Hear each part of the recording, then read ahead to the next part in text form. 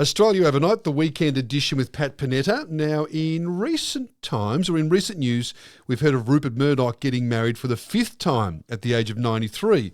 And there's much speculation as to why he'd be entering into another marriage at that age. Maybe he doesn't like to be alone. Is he a hopeless romantic?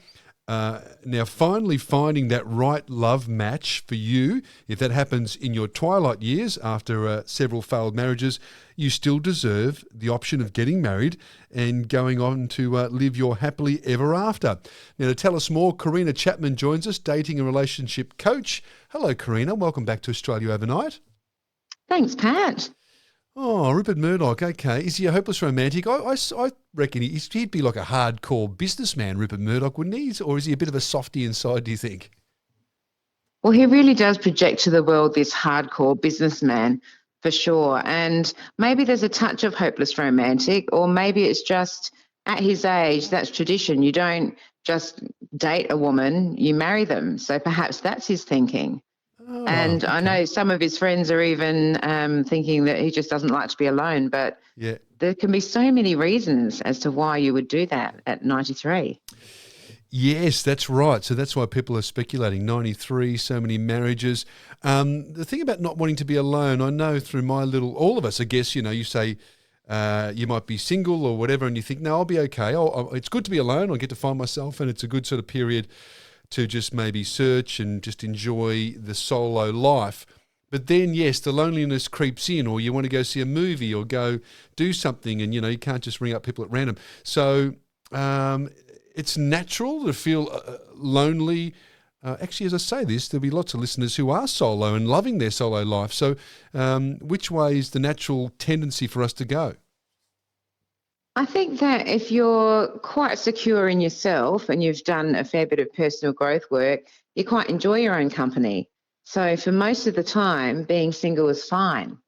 It's when you have those times where you do think, oh, it would be nice to go for a drive in the hills perhaps and have someone to come with me. Yep. But no one's sort of there immediately that you can just say, hey, let's go. So the companionship, I think, is a big thing that we miss as a single in going out and about and sharing experiences.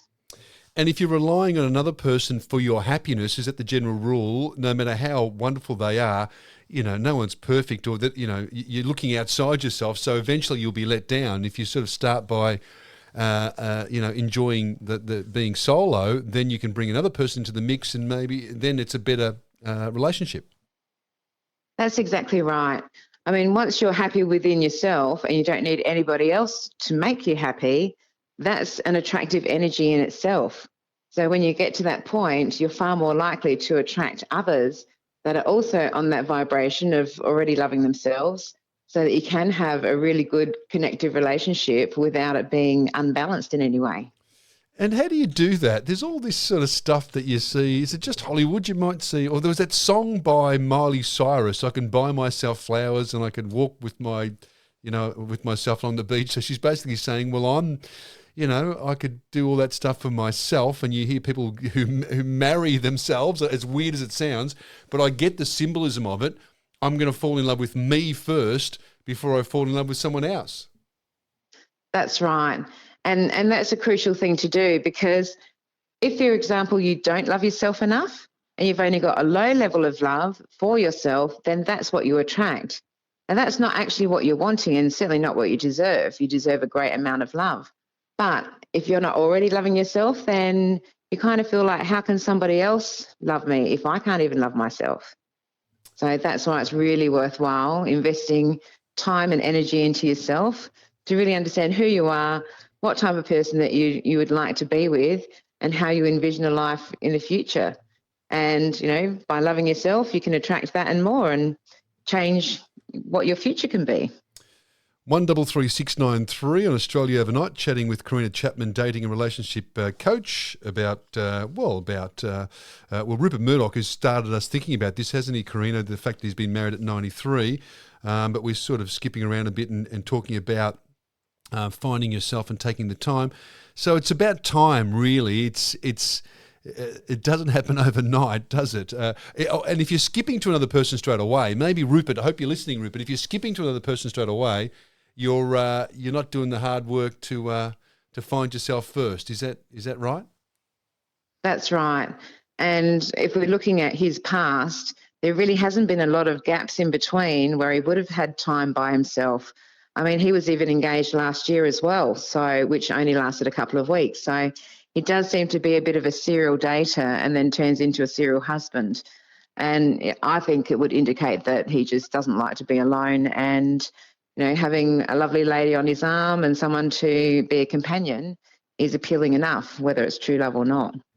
I reckon I agree with you. I reckon we've worked it out there, Karina. He's a businessman. He's a fixer. Like, he's everything in his life.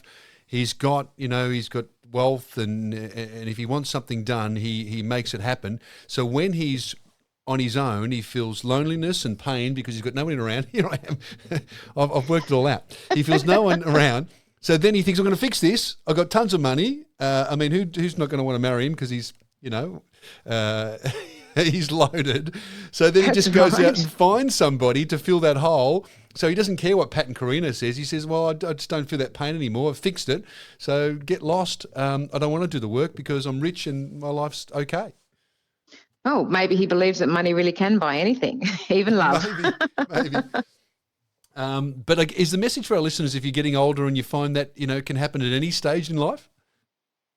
It really can. I mean, I've worked with people of all ages, and it doesn't matter what age we are, we still yearn for companionship, love, someone to be there and support us, to have fun with, to enjoy times with, holidays, whatever it might be.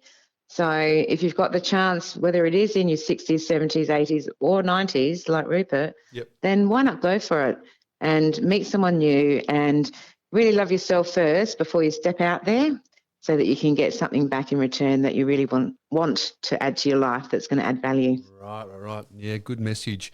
Have we sort of given some tips on how do you love yourself? We've made that point. I'm just thinking our listeners might. It's about spending time on your own and just looking inside yourself and just getting to know who you really are. Would that be right?